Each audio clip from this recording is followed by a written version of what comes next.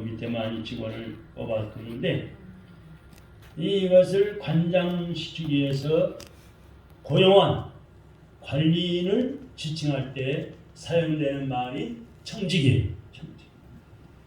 근데 오늘 읽으신 누가복음 16장 1절로 13절의 말씀은 예수님의 비유의 말씀입니다. 여기 어떤 사업을 크게 잘하는 사업가가 있어요. 자기가 선수 사업을 다 할 수가 없으니까 똑똑하고 신실해 보이는 사람에게 총 책임을 맡기기로 했습니다. 그리고 주인은 그 지배인에게 이 사업자를 당신한테 맡기는데 내가 없어도 잘 관리해 주기 바라네. 나는 자네만 믿겠네.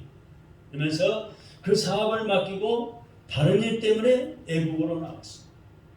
주인은 애국으로 간 후에 아무 소식이 없었어요. 이 젊은 지배인은 처음에는 사업체를 열심히 관리했어요. 시골을 관리하고 모든 사업의 모든 재산을 관리하고, 그런데 주인에게 몇 년에 대한 소식이 없으니까 이제는 모든 것을 내 마음대로 해도 되는가 보다 이렇게 생각을 하고 이렇게도 해보고 저렇게도 해봤어요. 그러면서 돈이 많이 수입이 돼서 손에 돈이 많이 들어오니까 사업하는 것보다 노는 데 정신팔려고 노는 데 저 관심을 갖게 됐어요. 그렇게 1년, 3년, 5년이 지나는 동안에 주인에게서 이따금씩 문안 편지점 넣은 것 외에는 다른 연락이 별로 없었어요. 이 젊은 지배인은 아무래도 이 주인이 이 사업에는 별로 관심이 없고 외국에서 하는 사업에 열중하는 것보다 라고 생각을 했어요. 그래서 자기 마음대로 사업을 관리하고 돈도 자기 마음대로 낭비해가지고 하루하루를 세상의 재미에 육신의 쾌락에 빠져 살게 됐어요. 그런데 하루는 주인에게서 전화가 왔어요. 전화가 걸렸어요. 주인이 본국으로 돌아오는데 그동안의 사업을 어떻게 경영을 했는지 모든 것을 보고할 준비를 하라는 것이었어요. 주인이 그렇게 갑자기 오게 된 이유가 있었습니다.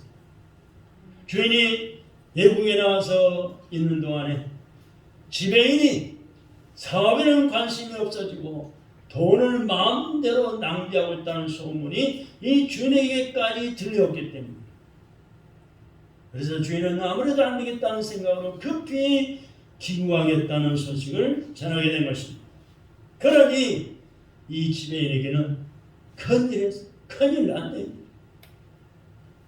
주인의 돈을 자기 것이냐 되는 대로 낭비했기 때문에 보통은 정말 큰일 났어요. 주인이 온다는데 와서 생각하겠다는데 주인이 와서 회개감사를 하면은 쫓겨나는 그런 것은 물론 말할 것도 없고 진흙살이를 하게 될지는 모르는 심각한 처지에 이르게 됐습니다. 그래서 이 젊은 지배인이 가만히 생각해 보니까 이제 주인이 오면은 자기가 쫓겨나는 것은 물론이고 뻔한 일이고 쫓겨나면 갈 데도 없고 자기가 돌봐줄 자기를 돌봐줄 사람도 없고 큰일이었어요.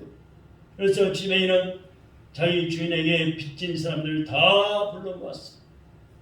우리 사장님한테 주인에게 빚진 사람 더 오시오. 그리고 인식을 썼어. 빚진 사람 불러가지고 여보게 자네 우리 주인한테 1억을 빚졌는데 내가 그 절반 그러니까 5천만 원만으로 갚도록 탕감해 주고 이 증서에다가 5천만 원이라고 쓰고 5천만 원만 빨리 가져오게.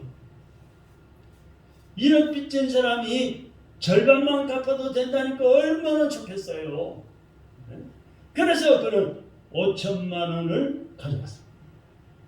이 지배인이 이렇게 하는 데는 자기 나름대로의 꿍꿍성이 속심이 있었습니다. 이렇게 하면 이 빚진 사람은 지배인에게 큰 은혜를 입었기 때문에 자기가 주인한테서 사장한테서 쫓겨나게 되면은 은혜를 생각해서라도 자기를 잘 돌봐주지 않겠나 하는 기대가 있었어요. 또 다른 한 사람은 주인에게서 그 사람도 1억 원의 빚을 지고 있었어요. 그 사람에게는 8천만 원만 갚으라고 했어. 그리고 자기가 어려워지면은 나중에 좀 돌봐달라고 부탁을 했어. 빚에 탕감받은 이 사람은 너무너무 기쁘고 고마워서 그러면서 문제가 없다고 대답을 했어요. 염려 마세요. 문제가 없습니다. 제가 도와드려야죠. 근데 애국에 갔던 주인이 돌아와서 보니까 애국에서 듣던 소식대로 상황이 말이 아니었어요. 한편으로 화가 나면서도 자기에게서 쫓겨난 것을 알고 빚 정리를 해놓은 것을 보니까 어떤 의미에서는 좀 이 지배인이 좀 똑똑하다 하는 생각도 들었습니다. 오늘의 본문의 내용이 바로 입니다. 본문 말씀 8절의 말씀 봅시다. 8절 띄워보세요. 8절이요 시작. 주인이 이 옳지 않은 청지기가 이 일을 지혜롭게 했으므로 칭찬하였으니 이 세대의 아들들이 자기 세대에 있어서는 빛의 아들들보다 더 지혜로우니라. 이 이야기 말씀을 들으면서 그러면은 주님께서 이 부정적인 부정직한 이 청지기의 행동을 옹호하시는 것인가 라는 생각이 들 수 있습니다만은 그렇지 않습니다. 여기 8절의 말씀에서 그가 이 일을 지혜롭게 했다고 칭찬하는 사람이 누굽니까? 이 말씀 속에서 말한 분은 주인이지 우리 주님은 아닙니다. 주님 예수님이 그렇게 말씀하신 게 아니에요. 주인도 청지기가 옳지 않은 행동을 했다는 것 그 자체를 다 잘하고 있었어요. 그러나 주인은 청지기가 자기의 눈을 속여가면서 한 이 옳지 않은 일을 한 것을 칭찬하는 것이 아니라 다만 그의 지혜를 칭찬하는 것입니다. 어떤 지혜인데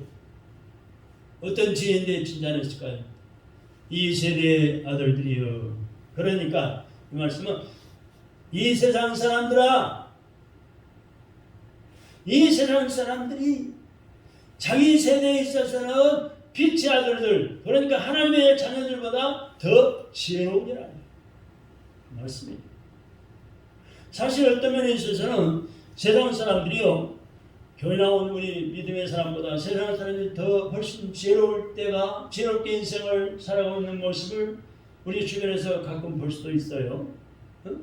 아민 사람이 더 지혜로운 삶을 사는 걸 가끔 보지요. 그런데 예수님 당시에는 주인의 재산을 그런 식으로 이용하는 청지기들이 많이 있었어요.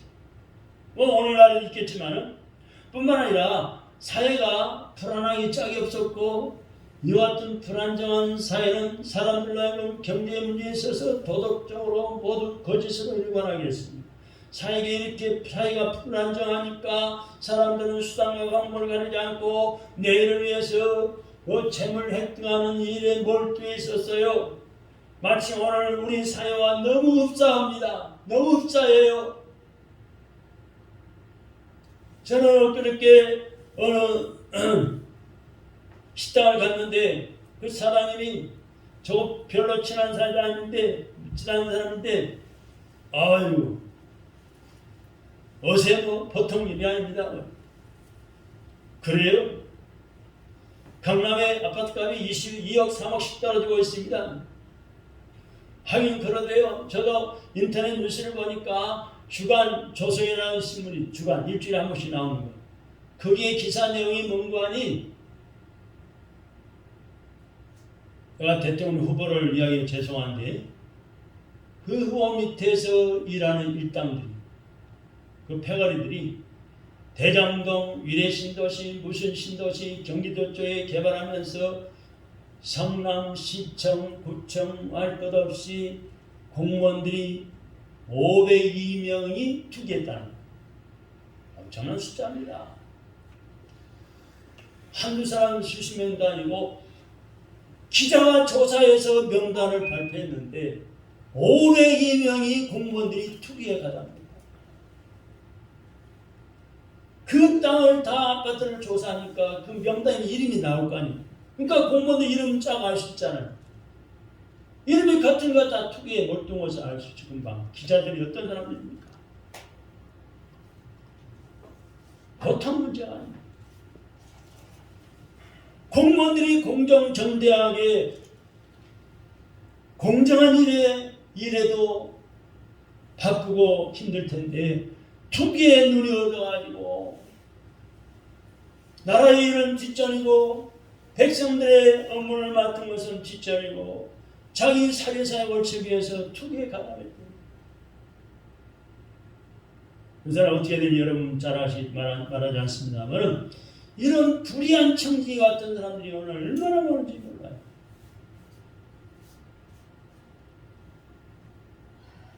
참으로 우리는 기도해야 합니다. 나라와 민족의 국가의 공직자들 위해서 기도해야 돼요. 나라 상임 맡은 사람, 국영기업하는 사람들이 장사를 제대로 안 해서 빚더미에 앉혀놓고는 자기들끼리는 엄청난 돈을 챙기는 일을 하고 있지 않습니까? 그 나라에 돈이 모자라니까 세금을 자꾸 올려가지고 세금 폭탄에 맞아서 집 한 채만 가져도 세금이 배가 올라버리고 참새에도 세금에 많이 뜯기고 대기업가들이 법인세니 무슨 세금이 짓눌려가지고 외국으로 본사를 옮기겠다고 이 삼성도 외국으로 하겠다고 그러잖아요. 베트남으로 옮긴다고 그러잖아요. 옮겼나 안 옮겼나 모르겠습니다만 아무튼 오늘 이 주신 말씀 1절에 보니까 또한 제자들에게 이르시되 라는 말씀으로 시작을 했습니다. 그러니까 이 말씀은 일반 사람에게 하신 말씀이 아니라 예수님 제자들에게 하신 말씀이에요. 예수님의 제자인 저와 여러분에게 하신 말씀이에요. 얘들아, 이 세상에 소위 똑똑하다고 하는 사람들이 내일을 위해서 오늘을 지혜롭게 준비한다고 챙기는 그런 것을 봐라. 영원한 가치 없는 내일을 위해서 저들은 수단과 방법을 가리지 않고 저렇게 챙기는 데 준비하고 있는데 너희는 무엇을 하고 있느냐? 너희는 이 미래를 위해서 무엇을 준비하고 있느냐? 비록 옳지 않은 천지가 옳지 않은 방법으로 미래를 준비했다는 그 사실만은 우리가 높이 평가해야 해. 저 불의한 청지기에서 너희는 지혜를 배워라. 이런 뜻의 말씀입니다. 그러면 우리가 이 불의한 청지기에서 배워야 할 지혜가 뭘까요?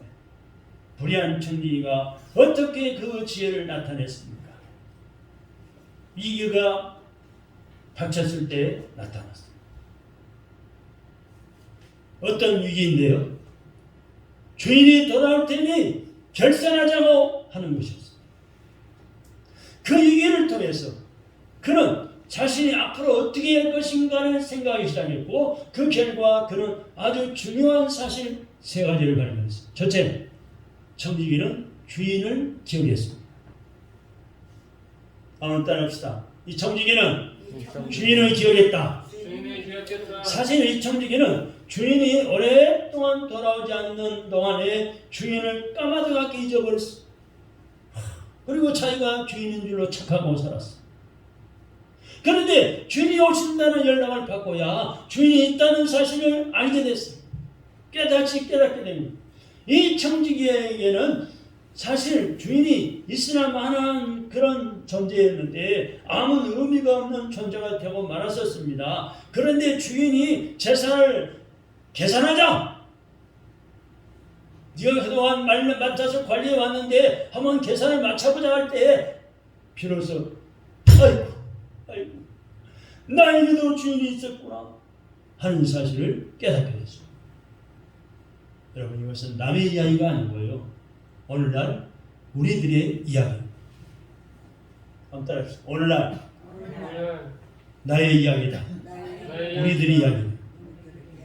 우리 예수님은 그리스도인은 우리의 주인은 하나님이십니다 라고 고백합니다. 할렐루야. 그래, 주님이라고 부르잖아요. 주님, 하나님, 나의 하나님, 나의 아버지 하나님, 구주 예수님, 주님이라고 그래요. 주님이라는 뜻이 주인님이란 말이에요. 그런데 우리가 그 고백대로 날마다 주인 되시는 하나님을, 아버지를 의식하면서 살아오고 있습니까? 여러분, 그리스도인이라고 하면서 예수 믿는 사람 하면서 내 인생의 주인이 이 나라고 착각하고는 있지는 않습니까? 그렇다면 이것은 무서운 착각이에요. 무서운 착각이에요. 큰 잘못입니다. 우리의 주인은 내가 아니고 하나님이십니다. 한번 따라합시다. 나의 주인은 내가 아니고 하나님이십니다. 하나님이 있습니다. 여러분, 내 주인이 내가 아니니까 내 마음대로 못 살잖아요. 건강하게만 살고 싶어도 자꾸 병이 오잖아요. 아픈 데가 생기잖아요. 저도 그동안에 70년 이상을 살아오면서 20군데 이상 병이 아팠다니까, 병에 걸리고 아팠었다니까요. 지금은 거의 다 치료받아 건강하지만 누가 그렇게 아프기를 바라겠어요? 어느 밀은 곰탱이가 아파가지고 아이고 아파, 아이고 쑤시고 아프네, 머리가 아프네, 다리가 아프네, 허리가 아프네, 발목이 아프네, 눈이 심심해지네. 예? 근데 안 되잖아요. 안 아프게 살고 싶어도 안 되잖아요. 어디로 가요? 병원으로 가요. 병원 의사도 치료하다가 못 고치잖아요. 더 도치기도 하고. 사람을 저녁에 걸어서 들어갔는데 오밤중에 10시쯤에 전화 왔어요. 가보니까는 3년 전에 2년 전에 한 전에 왔던 우리 김일현 전사님 어머니하고 둘이 노처녀가 둘이 사는데 제가 청년 때 세례받았던 교회 전남교회 다니다가 오셨더라고요.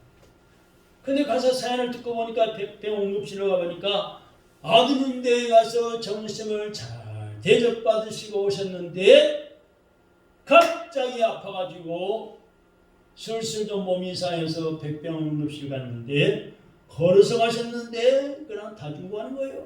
두 청년이 전핀배 소생신을 아무리 해대도 뭐 가만히 없어요. 더 이상은 갈비 부러지고 고생만 한다고 이제 의사가 포기하더라고요. 그럼 불과 2-3시간 만에 세랑 떠버렸어요. 이게 내 인생을 내 마음대로 못 사는 거예요. 사업하는 사람은 다 사업이 잘 되길 바라죠. 망하기만 하고 사업하는 사람 누가 있어요? 직장인은 다 돈 월급 많이 받고 승진하고 높아지기는 원하지요. 내 마음대로 안 되는 사람이 얼마나 많습니다. 그것은 바로 다 같이 나의 주인은 하나님이시기 때문에 하나님 영광 받으시고 기뻐하시려고 하십니다. 그러니까 우리가 무엇을 하든지 먹든 입마시고 무엇을 하든 하나님의 영광을 위해서 하는 말. 오늘도 우리가 주일날을 거룩하게 지키며 예배드리는 나오서 하나님 앞에 영원드리는 예배가 돼요. 목사님의 설교를 잘하나 못하나 길게 하나 짧게 하나 마음에 드나 안 되나 은혜가 되나 안 되나 이거 채점하면 절대 못 받아요. 하나님이 세우신 하나님의 종 형남 목사를 때 하나님이 뭐라고 나에게 말씀하시는지, 주의 종을 떼어졌던 하나님의 음성을 들리는지, 나에게 어떤 말씀을 주시는지 은혜를 사모해야지 은혜를 받고 문제가 해결되고 치료의 역사가 나타나는 것입니다. 할렐루야. 우리 주변에는 소위 하나님이 안 계시다 라고 믿는 사람들이 꽤 있어요. 이런 사상을 무신론이라고 합니다. 무신론. 우리는 거의 다 무신론자들을 만나게 될 것입니다. 거의 날마다 만나지요. 마트를 가든 미장을 가든 이발소를 가든 이웃 사람을 만나든 친구를 만나는 무신론자들이 꽤 많아요. 그런데 실천적 무신론이라는 게 있어요. 무신론 가운데 이 실천적 무신론이란 하나님이 안 계신다고 믿는 것이 아니에요. 잘 기억하세요. 한번 따라합시다. 실천적 무신론자. 실천적 무신론. 이것은요, 이 사람들은요, 하나님이 안 계신다고 믿는 것이 아닙니다. 하나님이 계신다고 믿지만 하나님이 안 계신 것처럼 살고 있는 것을 말해요. 네? 깊이 생각해 보세요. 하나님이 계신다고 믿긴 하지만은 실제의 상황은 하나님이 안 계신 것처럼 살고 있는 거예요. 이것이 바로 실천적 무신론자입니다. 그렇다면은 오늘 우리 교회 안에는 어떤 교회든지 이런 실천자 무신론자는 없을까요? 하나님이 계시겠지. 아니 계실 거야. 그러니까 이 많은 교인들이 오늘 나와서 하나님 앞에 찬송하기 기도 예배드리지 라고 머리로는 인정하면서도 실제 생활, 실제 삶은 하나님과 전혀 관심이 없어요. 상관이 없어요. 그런 삶을 살아요. 성경에 나옵니다. 디도서 1장 16절에 보니까 너희가 하나님을 시인하나 행위로는 부인하니 말씀했어요. 디도서 1장 16절. 한번 따라합시다. 저희가 하나님을 시인하나 행위로는 부인하니. 말로는 하나님 시인해요. 하나님 계신다. 나 교회 다닌다. 내 행동하는 것 보면은 하나님 부인해요. 하나님 안 계신 것처럼 행동하고 사는 거예요. 하나님이 없는 것처럼 하나님을 부정하는 그런 삶의 태도를 말합니다. 내 관념 속에, 내 이론 속에 내가 기도할 때만 정교적이고 형식적인 언어로 주여! 주여! 라는 말을 하지만 하나님과는 전혀 상관없는 삶을 살아가고 있어요. 여러분 분명히 들으십시오. 하나님이 잊어버리고 자기 마음대로 사는 사람에게도 결산의 날이 다가오고 있다는 사실. 우리 주님이 다시 오셔서 아니면 내가 하나님 앞에 부름받아 천국 가실 때 너 세상에서 대한민국에서 상교대에 살면서 스님께 출석하면서 하나님 믿는다고 살면서 일하고 살았지, 청지기의 일을 하고 살았지, 마땅을 관리하고 살았지, 교회 나와서 교인으로 관리하고, 집에서 가정을 관리하고, 직장 내면 직장 일을 하고, 사업은 사업을 관리하고 살았지. 한번 결산해보자. 결산서 내놔봐라. 결산의 날이 다가오고 있습니다. 그들의 주인 되시는 창조주 하나님 앞에 서야 하는 날이 다가오고 있다는 사실을 말씀하고 있는 거예요. 그때 우리는 슬피 울며 이를 갈게 될 수도 있을 것입니다. 아, 내 인생의 주인이 있었구나 라고 내 인생의 주인이 있었다는 사실을 깨닫게 될 것입니다. 그러나 그때는 늦었습니다. 오늘 본문 말씀 중에 나타난 이 청지기는 아주 나쁜 사람이에요. 제가 굳이 표현 안 해도 여러분 읽어보니까 나쁜 사람이잖아요. 네? 사장님 것을 주인 것을 자기 마음대로 하라면 이거 아주 나쁜 사람이죠. 이런 관리자는. 그러나 그는 뒤늦게나마 자기에게 주인이 있다는 사실을 발견한 거예요. 그런데 오늘날 그 사실조차도 발견하지 못하고 살아가는 사람이 얼마나 많습니까? 네? 성경은 우리에게 분명히 말씀하십니다. 고린도후서 5장 10절에 보입니다. 우리가 다 반드시 그리스도의 심판대 앞에 드러나 각각 한 사람 한 사람 선 악간에 그 몸으로 행한 것을 따라 받으려 함이라. 아멘. 여러분, 하나님의 심판의 날이 우리에게 다가오고 있습니다. 결산의 날이 다가오고 있습니다. 지금 문재인 정권이 이제 3월달에 대선을 앞두고 결산할 날이 다가오고 있습니다. 대통령이 바뀌면 전직 대통령이 문재인 정권에게 말맞고 백성들이 허우성치며 견뎠던 4년 기간에 5년인가 4년인가 대통령직을 뒤에 수행하는 일이죠. 결산의 날이 다가오고 있습니다. 참으로 우리는 그날 우리 한 사람 한 사람이 심판장이신 주님 하나님 앞에 서야만 합니다. 그러므로 이 시간 우리 스스로 나 자신에게 물어봐야 합니다. 한번 따라합시다. 나는 주인 되시는 하나님을 의식하며 살았을까? 나는 나의 주인 되시는 하나님을 의식하며 살았을까? 내 자신에게 물어봐야 합니다. 물어봐야 합니다. 나는 주인 되시는 하나님을 내 삶의 중심에 모시고 살고 있습니다. 나는 주인 되시는 하나님과 기도하면서 기도로 의논하며 살았습니다. 하나님, 이 문제가 닥쳤어요. 어떻게 하면 좋겠습니까? 어떻게 하는 것이 하나님의 뜻이고 하나님을 기쁘게 해가 하나님 앞에 영광이 되겠습니까? 우리는 기도로 의논하며 살아야 합니다. 오늘 주님 본문 말씀에 나타난 청지기는 나쁜 사람이라고 했습니다. 우리는 오늘 말씀을 깊이 기억해야 합니다. 우리는 피조물이고 하나님이 창조주이시고 내가 가진 모든 것은 하나님이 맡겨주신 것이라는 사실을 기억해야 합니다. 하나님은 우리에게 생명을 맡겨주셨습니다. 재물도 맡겨주셨습니다. 아멘 안 하세요? 돈 하나도 없어요?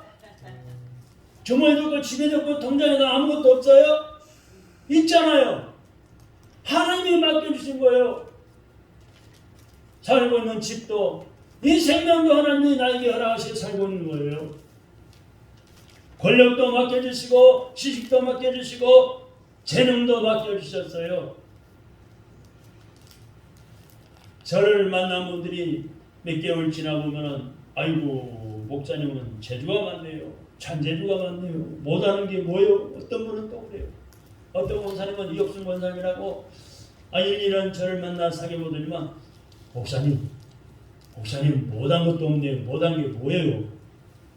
이거 하면 이거 해결해주고 그러면 이것도 알려주고 저것도 알려주고 머리가 가렵다 그러면 머리에 안 가렵고 사는 방법도 가르쳐주고 머리를 감을 때마다 감고 나면 가렵대요. 자기 남편이 김성조 집사인데 이분은 이혁수 원사고 남편이 옛날에 젊었을 때 사우디 가가지고 건축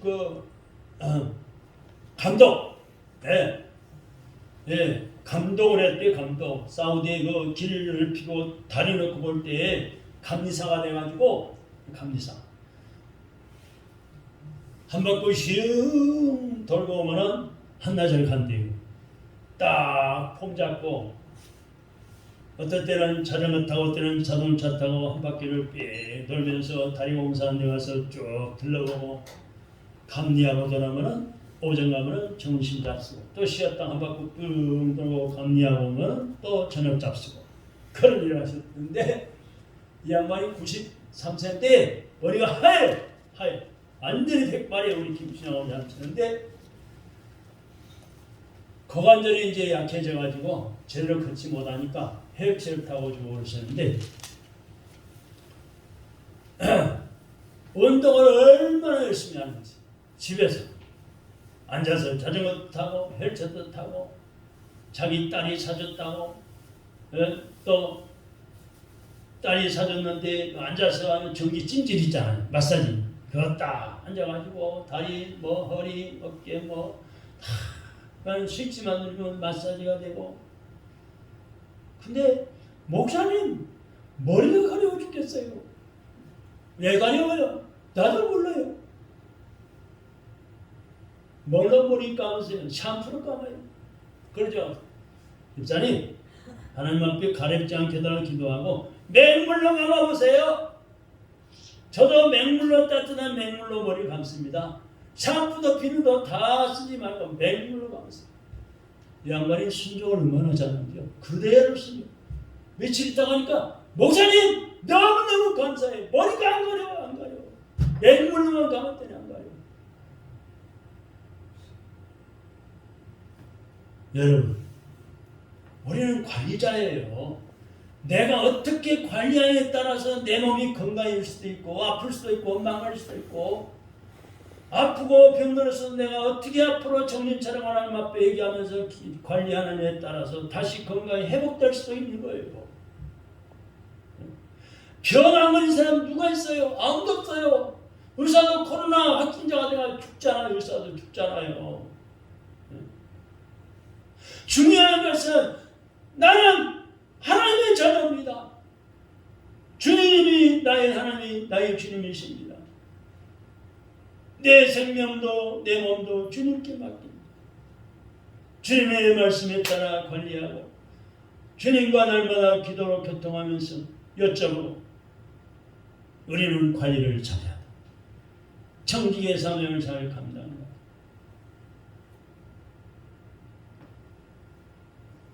시간도 잘 관리해야 돼요. 할렐루야. 우리 자녀도 맡겨주셨어요. 직분도 맡겨주시고 금년에 새로운 집단일 직분은 상가대 직분, 여러분 평신으로서 직분이 다 있어요. 또 24시간 1년 12달 52주 365일 또 우리에게 금년에도 시간도 맡겨주셨어요. 누가복음 12장에 보면 아주 비극적인 이야기가 나와요. 어리석은 부자가 있었대요. 부자는 부자인데 어리석은 부자. 이 사람은 농사가 잘 되어가는 것을 보고서 금년에는 가을에 풍년이 들어서 추수가 아주 풍성하겠다. 많은 알곡을 거둬들겠구만 라고 생각을 했어. 그래서 현재까지 사용하던 창고만 가지고는 도저히 많은 이 수확들을 알곡들을 다 간수하기 어렵다는 생각이 들었어요. 계산해 보니까. 그래서 이 사람은 창고를 좀 넓혀야 되겠다. 그런 생각이 들었어요. 그리고 창고 확장 계획을 세우고 확장 농사에 착수를 해서 시작을 했습니다. 근데 많은 곡식을 거둬들이게 됐고, 그래서 이미 확장해 놓은 창고에 가득하게 곡식을 쌓아놨습니다. 그는 너무너무 만족했고 생각만 해도 배가 부른 것을 느꼈습니다. 그래서 그날 밤에 그가 자기 자신에게 말했습니다. 내 영혼아, 여러 해 동안 쓸 물건을 많이 쌓아놓았습니다. 편안히 쉬고 먹고 마시고 즐거워하자. 자기가 자기 자신에게 말합니다. 그런데 그날 밤에 누가 나타났을까요? 누가 나타났을까요? 하나님이 나타났어요. 주님 되시는 주님 하나님이 그날 밤에 꿈에 나타났어요. 그리고 그 사람에게 말씀하셨습니다. 이 어리석은 자여, 이 어리석은 자야. 여러분, 이 사람이 왜 어리석은 사람일까요? 오늘 이런 사람이 살고 있다면 어떨까요? 그의 농사가 잘 되는 것을 보면서 수확량이 늘 것을 생각해서 창고를 확장하는 일감에 착수했다면 얼마나 앞을 내다보는 통찰력을 가진 사람이고 계획성 있는 사람이라고 하겠습니까? 남들이 잠자고 있는 동안에도, 다른 사람이 잠자고 있는 동안에도 자기 사업의 성공을 위해서 연구하고 계획하고 부지런히 사업계획을 추진합니다. 계획에 들어맞았습니다. 이런 사람이 살고 있다면 그 사람은 성공한 사업가로 모든 사람의 선망의 대상이 될 겁니다. 그런데 하나님은 말씀하십니다. 어리석은 자여, 오늘 밤에 내 영혼을 도로 찾으리니 그러면은 네가 지금 많이 쌓아놓은 예비해 놓은 것이 네 것이 되겠다.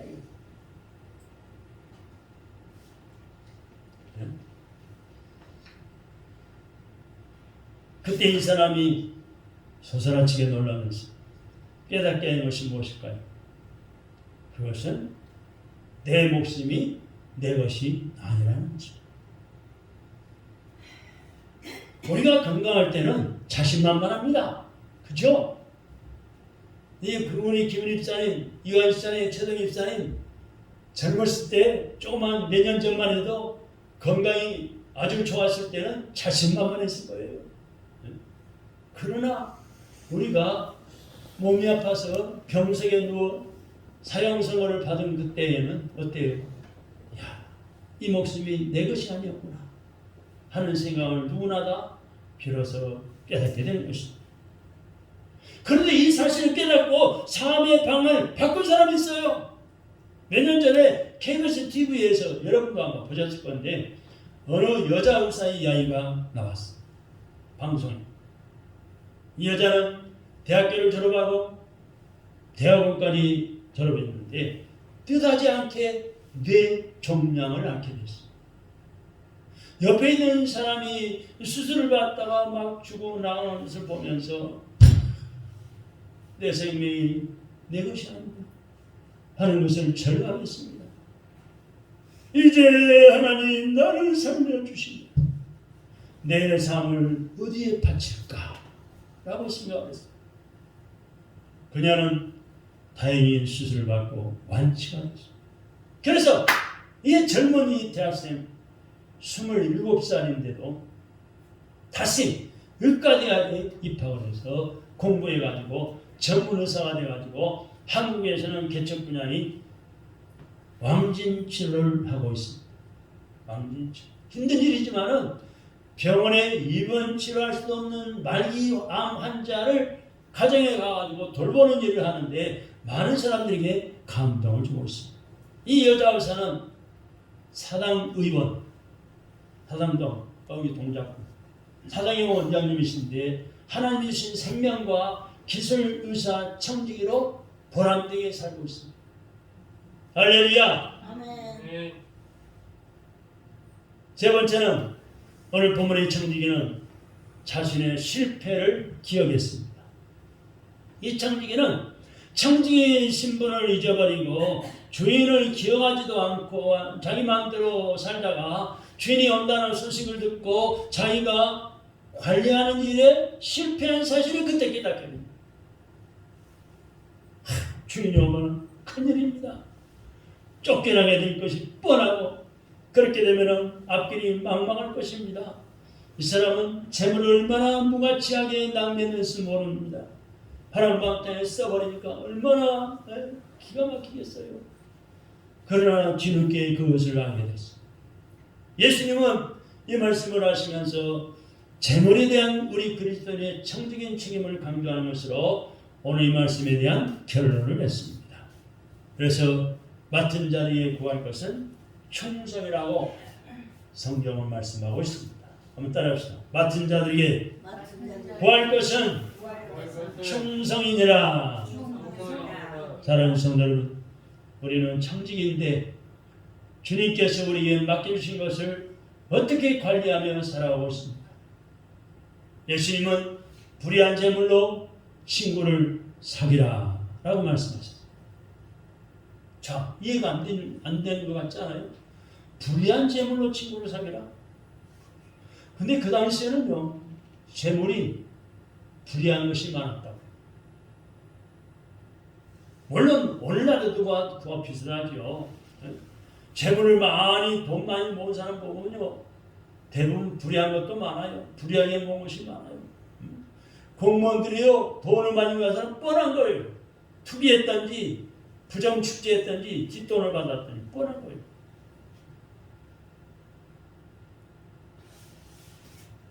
예수님의 말씀은 너무 현실적입니다. 재물은 다 불의한 것이니까 그 재물을 등지고 살라고 말씀하지 않으셨습니다. 우리가 세상에 사는 동안은 물질이 반드시 필요해요. 그죠?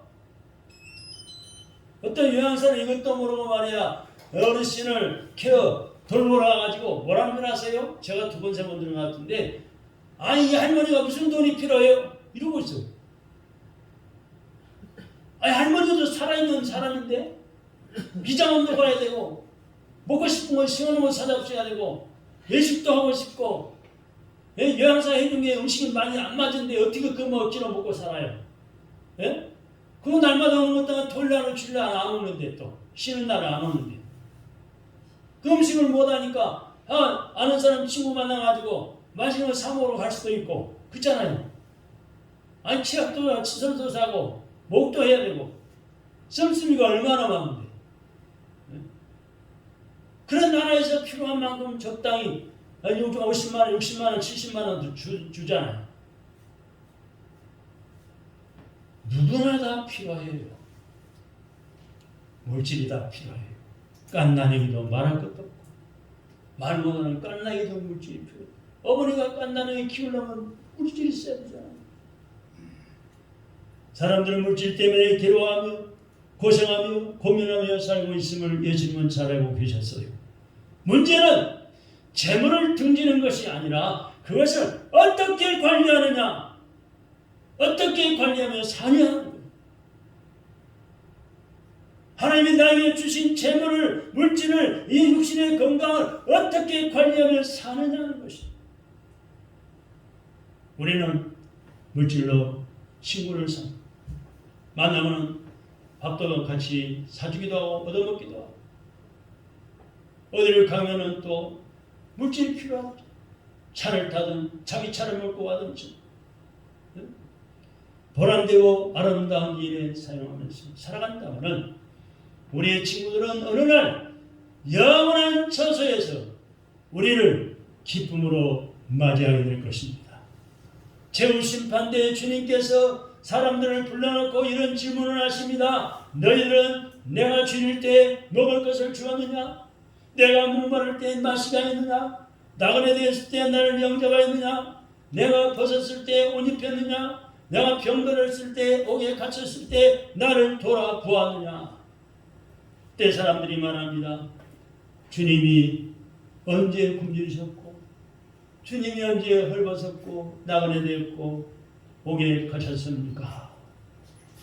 예수님 말씀하십니다. 너희가 지극히 작은 자 하나에게 한 것이 내게 한 것이다. 한번 따라합시다. 너희가 지극히 작은 자 한 사람에게 한 것이 예수님께 한 것이다. 작은 자가 누구예요? 키 작은 자, 그걸 의미하는 거야. 나보다 못한 사람, 나보다 가난한 사람, 나보다 어려운 사람, 나보다 건강이 안 좋은 사람, 아픈 사람, 나보다 잘 모르는 사람, 예수님의 사랑 가지고 예수님께 하듯이 도와주는 것, 섬기는 것, 이게 누구한테 한 것이라고요? 예수님께 한 것입니다.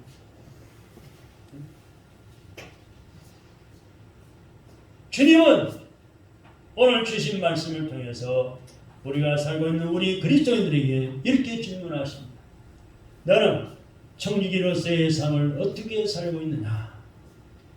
내가 네게 맡긴 것을 하나님의 영광을 위해서 사용하고 있느냐? 질문하십니다. 그렇습니다. 모든 영광은 하나님께 돌려야 합니다. 하나님이 내게 허락하신 모든 것이 다 그렇습니다. 우리는 하나님의 청지기로서 소유자가 아니고 관리자예요. 만약에 내가 소유자라면 죽을 때도 다 훔쳐지고 관 속에 넣고 가야죠. 근데 내가 수없이 제가 장례를 치러봤지만 지금은 예양실에 장례사한테 막 옛날에는요, 제가 젊었을 때는 전에 있는 교회에서나 홍천의 선악교에서는요, 여러 명을 제 손으로 다 장례를 치렀어요. 옷을 벗기고 알코올로 닦아서 모시기로 수유를 피우고 입관을 시키고 예배를 드리고 충절에도요 땀이 뻑뻑 나요. 얼마나 긴장이 되는지.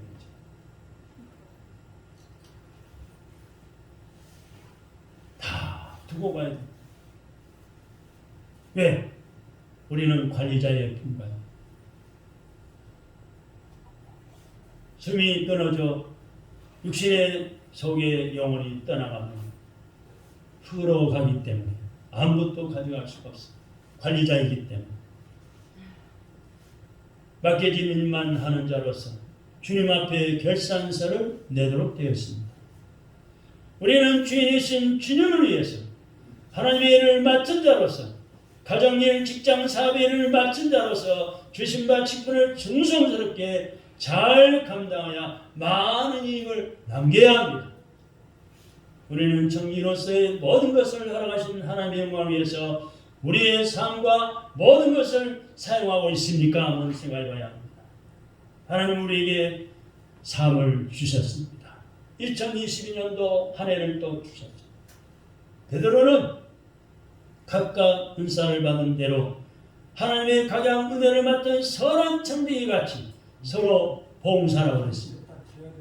선한 청지기의 사명을 바로 감당함으로 살아가셔서 하나님의 축복을 더 많이 받으시고 하늘의 상급과 멸관도 받으시기를 주님의 이름으로 축원합니다. 하나님 아버지 감사합니다. 오늘도